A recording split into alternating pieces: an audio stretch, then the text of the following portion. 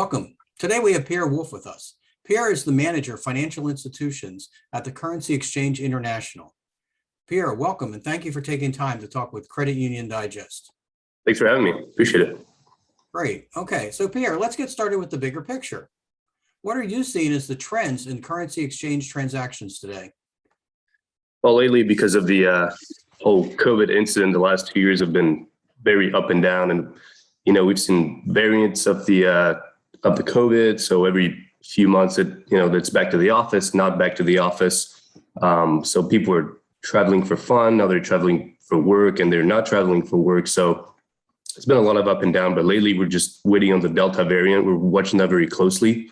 But we've seen a lot of outgoing in the last 5 months for the Mexican border, and people going on vacation to, Texas and Florida have been hot places lately in the U.S. too, which is very close to Mexico.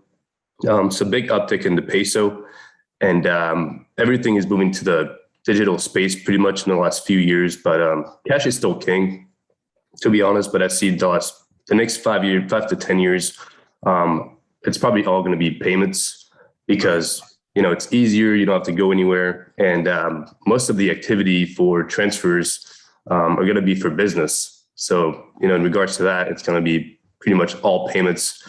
You don't have any suitcases full of cash anymore to do transfers. So we've been seeing more wires, and the most popular ones are going to be the euro, the pound, the USD, the yen, the Swiss franc, and then we're going to have the New Zealand dollar and the Canadian dollar, of course. So those are going to be your popular ones. And, it's mostly based on the population. If it's a tier one country that's going to be more affluent, usually those tends to be the most popular places to do business. So that would make sense. Good. Well, thank you, Pierre. So to better understand what the business opportunity might be here, what factors would you advise people to look for as indicators of the potential size of a currency exchange activity in a particular geographical area that they're focused on? I would say financially strong would be the main concern. Population's a big concern, and usually they go hand in hand because that's, business is usually what brings people to a new city. So what we look for is usually that it's going to be a financially strong area. Of course, in the US, you have LA, New York, Miami, which is actually where we have our vaults, regional vaults, where we disperse the banknotes from because of those factors. So if we're in Orlando here at CXI with the headquarters, and of course we have the attractions, and that works really well for us with Disney in Orlando. So, travel destinations as well. We have ports. We've seen upticks in ports as well because of commercial activity with suppliers and things of that sort. But the main concern is the financials, because that's what's going to bring business. And with business usually comes international expenses and such. Right. All good points. Thank you. Good insight. So what fees would credit unions or banks earn on currency transactions? That really all depends on what they'd like to earn and how much they would like to please their members and customers, I would say. They're actually really good. Most of them that we talk to, they're really lenient with their fees. But usually they should be earning 2% on top of the spread of the foreign exchange. And of course, that's gonna, there's two sides to this question, because one of them is the foreign exchange side, where there is a foreign exchange, but a lot of times, of course, it's not going to be a foreign exchange as far as a wire that's going to go in USD to a USD account outside of the country. That's going to be just a flat fee. But if you send a euro wire to, that's going to be exchanged, then you're going to make money off of that fee.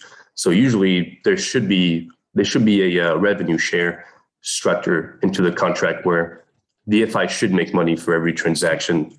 At least that's going to be in the foreign exchange, and then they can make money on the back end when they charge maybe $5 to process a check or something like that. So okay, all right, but they should be making money off a foreign exchange transaction for sure.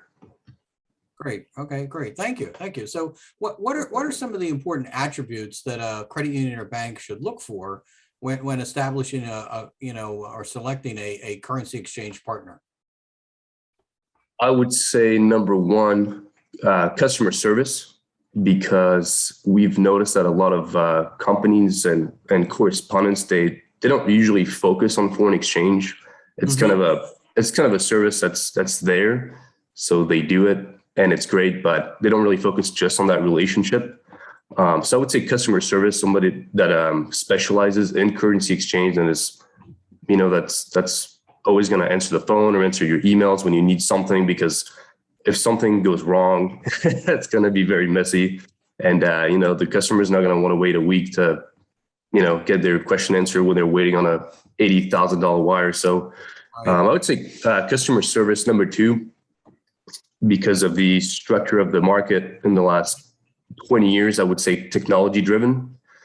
I think everything's going to be turned to technology. Even us as we used to be a banknote business, and now we're more of a fintech. So even for a banknote and Canadian check process, everything's been digitalized. So I would look for somebody who's always advancing with technology, is going to look for integrating with the cores. I would say that's the number two.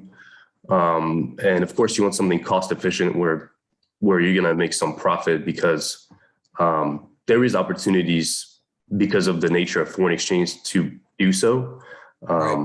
So why not make some profit in the meantime and pay for your expenses as well? And then lastly, I would say look for a partner that's going to make it easy on the front end, because I've been in other businesses like the restaurant industry and things of that sort. And when you have a process that's not easy, that people on the back end are making, they don't usually put themselves in the shoes of the people in the front end. Right. So we try to do that, and I think that works really well for people who actually use the product. And I think that's how you make them happy. So I would say that would be the fourth thing, is to make it easy for the people on the front end. Great. Well, thank you. All good points. Customer service, technology, cost effective, and just responsive to that front end side and understanding, how that works. All good points. So Pierre, thank you for sharing with us your insights on supporting and growing currency exchange transactions. My pleasure, Larry. Thanks for having me on.